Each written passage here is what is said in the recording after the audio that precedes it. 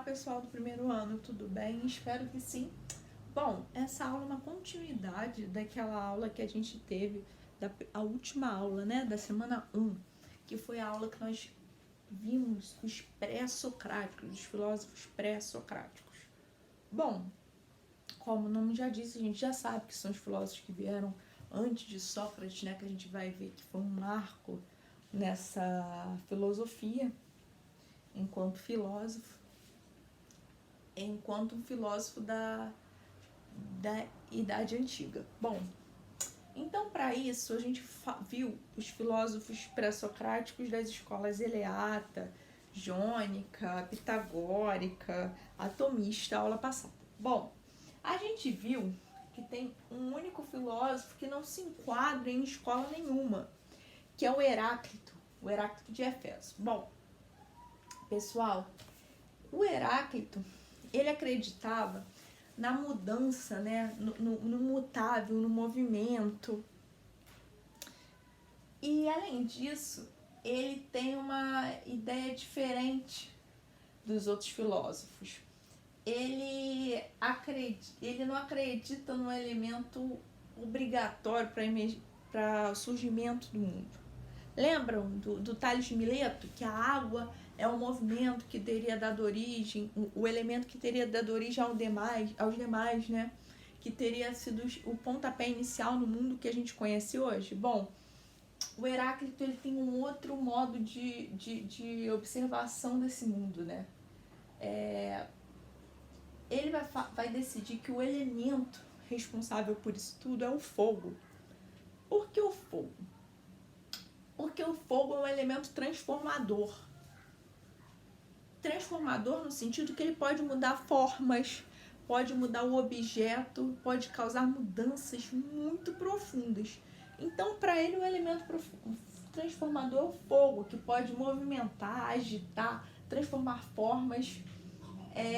E isso que o Heráclito quer mostrar justamente, a natureza em movimento. A natureza para ele, eu cheguei a falar isso de modo introdutório na última aula, a questão da natureza para Heráclito não é algo terminado. Ela está sempre em movimento, ela está sempre podendo sofrer mutações. Então, por isso, do fogo como um elemento primordial para entender essa capacidade de movimentação, de transformação da natureza, beleza? Bom, então a natureza para ele estaria num fluxo eterno, perpétuo, né? Então essa seria a principal característica da natureza para o Heráclito. Bom, então ele define o seguinte, dentro desse pensamento dele: nada é estático na natureza. Tudo se move, tudo se transforma, tudo se recria. Por isso da ideia do fogo, mais uma vez. Bom, o rio, ele muda, né, durante o seu curso, né? Então, um exemplo disso, que cada pessoa, a cada segundo, por mais que ela entre, se entrar 2 pessoas no rio, no mesmo tempo, o rio não será o mesmo, porque ele está lá mudando, a água está correndo. Ou seja, é um exemplo que ele usa para botar a natureza com constante movimento. A natureza é dinâmica para o Heráclito. Bom, prosseguindo nisso aí, a gente viu aula passada vários exemplos de filósofos pré-socráticos. Bom, a gente viu Tales de Mileto, né, como eu já havia citado aqui como exemplo, o filósofo que atribuía a água ao elemento primordial. E o Tales de Mileto pertencente à escola jônica, lembram disso?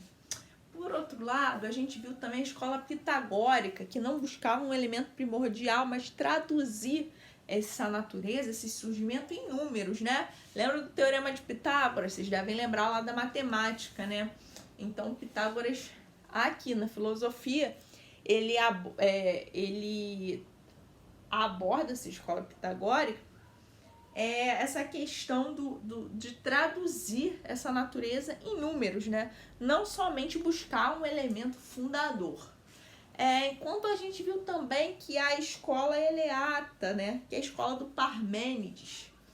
E essa escola do Parmênides, ela acredita que o ser é tudo, o que existe, o que é.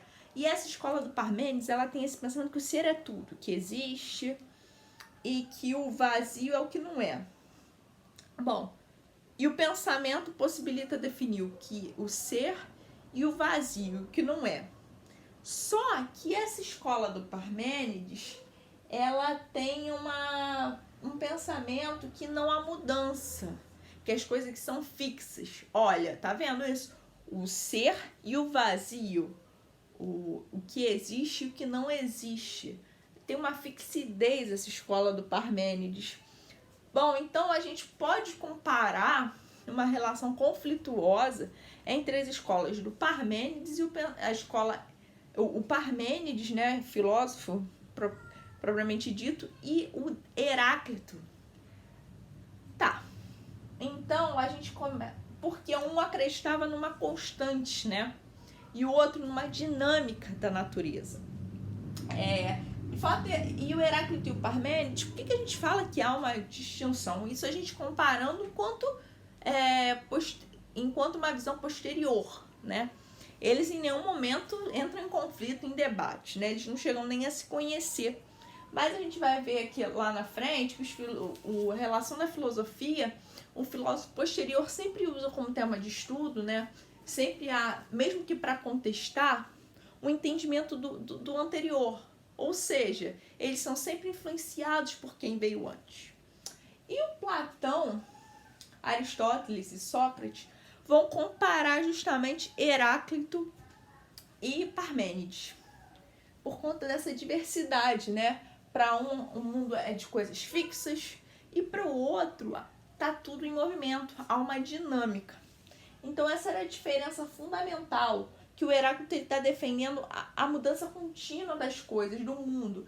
Ele é contrário à ideia de uma essência fixa, que é a ideia que a gente vai ver com Parmênides. O Parmênides não há mudanças, as essências permanecem a mesma. As coisas só mudam superficialmente. A essência é a mesma, as mudanças são poucas, discretas. Então, por isso de que o mundo é fixo, né? Há uma fixidez, há uma constância no mundo. Tudo bem? Bom, prosseguindo isso aí, a conclusão que a gente tem hoje é que essa ideia de que essa ideia do Heráclito, né, a gente observando o Heráclito de um modo totalmente afastado, como não pertencente a uma escola. Bom, cada filósofo posterior pensa de uma forma, que o Heráclito podia ser associado por conta da geografia à escola jônica, né, que ele podia ser associado aos companheiros como Tales de Mileto. Outros filósofos, né, e até a abordagem que o nosso livro utiliza, é justamente que o Heráclito estava descolado disso aí, ele não se enquadrava em nenhuma escola. Bom, e o Heráclito vai trazer, por conta dessa importância do Heráclito, que vai ser um filósofo que vai ser importantíssimo, que vai influenciar muitos posteriores, né? Vai influenciar muitos pensamentos de Sócrates, de Platão. Então, também para trazer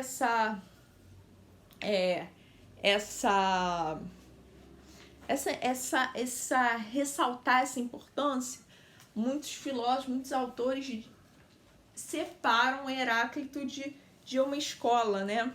Por conta dessa ideia muito mais de um movimento, né? Do que ele ressalta muito mais a importância do movimento do que o próprio elemento fundador, mesmo ele utilizando o exemplo do fogo. Bom, pessoal, como sempre, após essa aula, eu estou mandando uma bateria de exercícios para que vocês possam exercitar esses conhecimentos que vocês tiveram, gente, fechando hoje os pré-socráticos.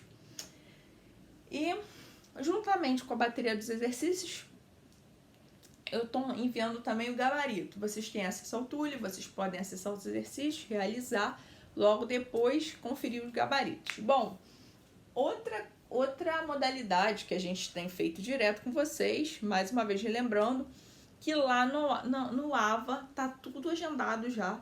vocês podem terminar e fazer o exercício referente à matéria, ao capítulo estudado, beleza? Bom, continuem estudando, continuem se dedicando, porque a gente está tendo aula, né? Tem muita matéria, tem muito exercício, então vamos continuar. Bom, pessoal, até mais, até a próxima. Tchau, tchau.